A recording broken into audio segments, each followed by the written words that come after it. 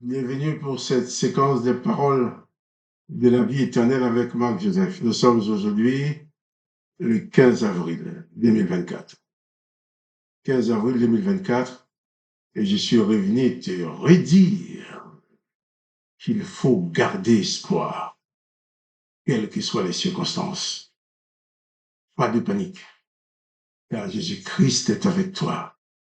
Les situations que tu es en train de vivre aujourd'hui, tu n'es pas seul. Tu as certainement ou peut-être l'impression d'être seul. Mais Jésus-Christ te dit à toi aujourd'hui, je suis avec toi tous les jours jusqu'à la fin du monde. Donc tu dois garder espoir. Il ne faut pas baisser les bras. Il ne faut pas te décourager. Il ne faut pas te laisser enfoncer dans la déprime, la peur et le découragement. Tu dois utiliser ta foi en Jésus-Christ. Tu dois croire en lui. Tu dois espérer en lui. Car par sa toute puissance, il s'engage à être avec toi tous les jours, jusqu'à la fin du monde. Dans le moment présent, les événements que tu es en train de vivre maintenant, tu as l'impression d'être seul. Tu as l'impression que personne ne peut t'aider. Mais réalise dans ta foi, du fond de ton cœur, réalise que Jésus-Christ est avec toi parce qu'il en a fait la promesse. Et bannis toute forme de découragement et de désespoir. Gardez espoir, car Jésus-Christ est avec toi, présent dans ta vie, présent dans ton cœur, présent dans toutes les dimensions de ton être. Jésus-Christ est celui qui vient à toi dans le but de t'aider à t'en sortir. Il te suffit maintenant d'ouvrir ton cœur à lui, de le recevoir dans ta vie comme sauveur, comme maître. Ce que j'aime bien avec Jésus-Christ, c'est que quand il vient dans une vie, il ne vient pas pour adresser des reproches. Il ne vient pas pour pointer ce qui ne va pas. Il ne vient pas pour te dire, tu aurais dû faire ci, c'est pour ça que tu es dans le problème, tu l'as bien cherché. Non. Il vient d'abord pour te consoler, pour te guérir, pour te soulager, pour t'aider à t'en sortir. Et une fois que tu vas t'en sortir, tu vas apprendre à l'aimer, à t'attacher à lui. Et au fur et à mesure, son esprit va te débarrasser des choses qui ne vont pas dans ta vie. Jésus-Christ ne te demande pas d'être bon, d'être parfait, d'être quelqu'un de bien selon les autres pour venir à lui. Il te dit seulement, viens à moi. Toi qui es chargé et fatigué, toi qui es fatigué de porter ou de traîner de lourds fardeaux et tu ne peux pas soulever.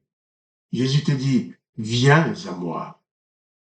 Il te tend la main, pas pour t'accuser, te condamner ou te reprocher, mais pour te sauver. Et j'ai la joie et le bonheur de t'annoncer cette bonne nouvelle. Jésus-Christ est avec toi. Réalise-le. Réalise sa présence. Il te dit à toi, je le répète encore, je suis avec toi tous les jours jusqu'à la fin du monde. Il faut bien mettre ça dans ta tête, dans ton cœur, dans ton cerveau, dans ton être entier et les réaliser tous les jours.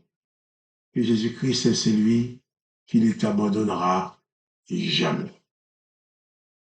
Parce qu'il t'aime. Il veut que tu sois sauvé. Il veut que tu sois heureux. Il veut que ta vie soit une réussite. Et d'ailleurs, il te donne même le pouvoir, il nous donne le pouvoir d'accéder auprès de Dieu le Père en son nom, en disant tout ce que tu demanderas au Père en mon nom, je le ferai. Et c'est ce que je vais faire avec toi. Nous allons demander au Père, dans le nom de Jésus, de venir à ton secours, de t'apporter la délivrance, de t'apporter la guérison, de t'apporter la paix, de t'apporter la solution. Père, je viens te prier dans le nom de Jésus, pour mon frère, pour ma sœur, pour cet homme, cette femme qui écoute et regarde cette vidéo avec moi, qui prie avec moi maintenant. Je te demande de bien vouloir intervenir maintenant dans sa vie pour lui apporter ta paix, pour lui apporter ta consolation, Merci. Parce que tu veux que cet homme soit sauvé. Tu veux que cette femme soit sauvée. Tu veux qu'il soit guéri. Tu veux qu'elle soit guérie. Tu veux qu'elle soit délivrée de toutes ces choses qui apportent le tourment dans sa vie.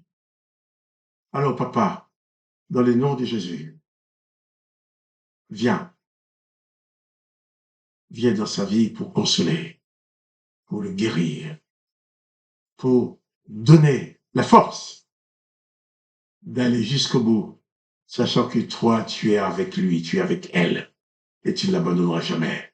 Je bénis cet homme, je bénis cette femme qui prie avec moi, dans le nom de Jésus-Christ. Et je proclame la gloire de Dieu le Père, la gloire de Jésus-Christ, et le bonheur que donne Jésus-Christ par son Saint-Esprit dans ta vie maintenant. Papa, merci, parce que tu bénis mon frère, tu bénis ma sœur. Tu lui apportes ta paix et ta joie, dans le nom de Jésus-Christ. Amen. Amen. Je crois à la puissance de cette prière. Je crois que Dieu exauce la prière. C'est pour ça que Dieu le Père a envoyé Jésus-Christ, son Fils unique, sur la terre, pour nous apporter la révélation de son existence. Et à cause de cette révélation de l'existence du Père, les serviteurs de l'Éternel ont tué, ont assassiné Jésus. Oh, ils ne l'ont pas fait de leurs mains, mais ils ont tout fait pour passer les sales travail aux Romains. Et Pilate, qui ne voulait pas tuer Jésus, était obligé de le livrer quand même à ces soldats romains qui l'ont tué. Mais en mourant, Jésus a continué à être le sauveur. En mourant sur la croix, il a prié pour sauver ceux qui l'ont assassiné. Les centeniers, les soldats qui l'ont crucifié, ont reconnu que cet homme était juste. Le brigand a reconnu qu'il était juste. Pilate l'avait reconnu. Les passants, les gens qui étaient là, qui ont assisté à ce spectacle, se sont tapés la poitrine, reconnaissant qu'on a tué un innocent.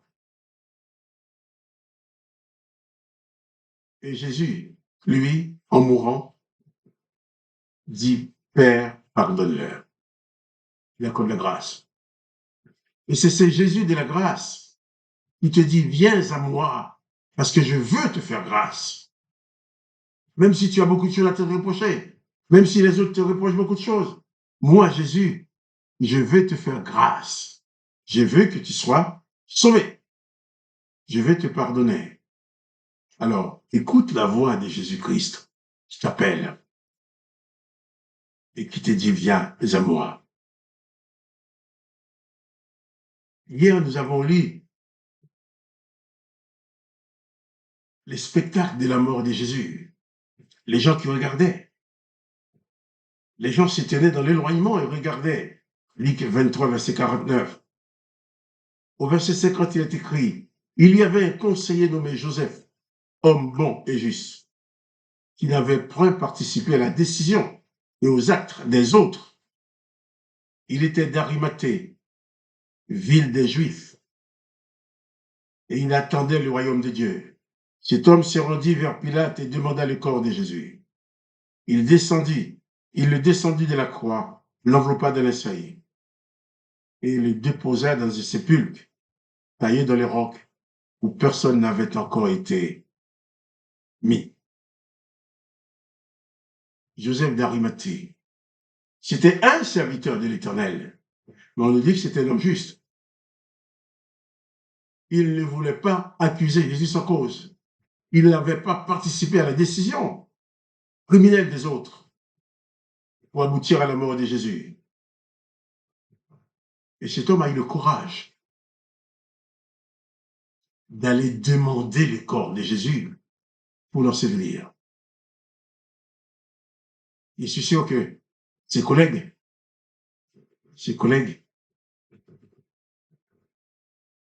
n'étaient certainement pas autant d'accord avec lui. Mais lui, il voulait faire une dernière chose pour Jésus.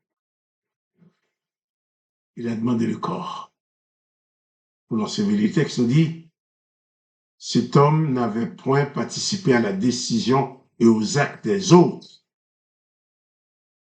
Il attendait le royaume de Dieu. Il a reconnu que Jésus-Christ était celui qui apportait, qui annonçait le royaume de Dieu. Tandis que les autres étaient en mouvement pour préparer la fête de Pessah, la fête de Pâques. Lui, il a pris le temps de s'occuper de Jésus.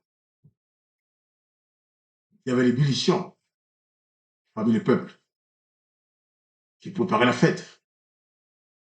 Pour certains, l'effet d'avoir mis Jésus à mort. Pour certaines personnes, c'était qu'un détail. Ce qui comptait, c'est d'aller fêter Pessah à l'honneur de l'Éternel. C'était la Pâque de l'Éternel, la Pâque de la vengeance, la Pâque de la destruction de l'ennemi. Et Joseph d'Arimathée a laissé les autres entreprendre leur préparation, mais lui, il s'est occupé de Jésus.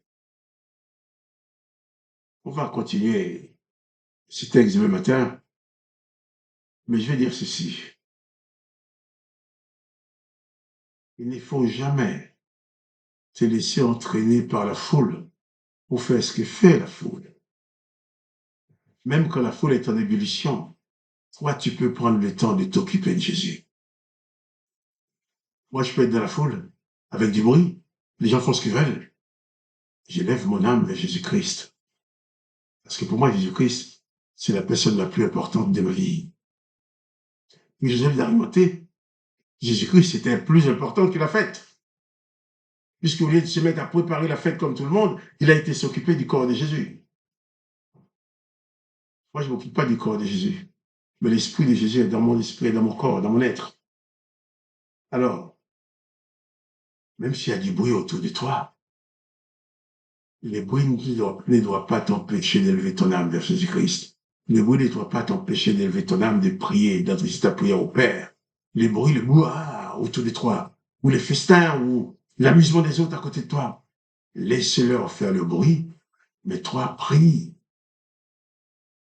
Il ne faut pas que les bruits de ce monde, les activités de ce monde, enlèvent la possibilité de jouir à chaque instant de la bienfaisante présence de Jésus-Christ dans ta vie. Réalise seulement que Jésus-Christ est avec toi tous les jours jusqu'à la fin du monde. Laissez les gens faire leurs affaires, mais toi, au fond de ton cœur, à l'intérieur de ton âme, de ton esprit, pense toujours à Jésus-Christ. Regarde en mémoire cette réalité de sa présence, ne l'oublie jamais. De sorte que, des fois, les autres ne comprendront pas que tu sois dans la joie, que tu sois dans la paix. Mais toi, tu le sais. Ta paix et ta joie est basée sur la présence de Jésus-Christ dans ta vie.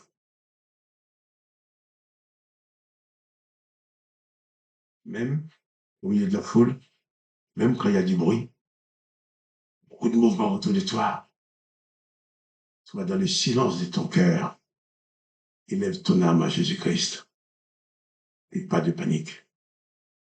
Garde toujours espoir parce que Jésus-Christ est avec toi et rien ne pourra l'empêcher de t'apporter la délivrance. Nous reviendrons sur ces textes demain, Dieu voulant. Mais en attendant, que le nom du Dieu le Père soit glorifié, que le nom de Jésus-Christ soit glorifié, que toi tu sois richement béni. Quant à moi, Joseph, je te dis bien, gardez espoir, pas de panique, parce que Jésus-Christ est avec toi. À demain. Et si tu aimes cette vidéo, partage-la avec d'autres. Sois béni.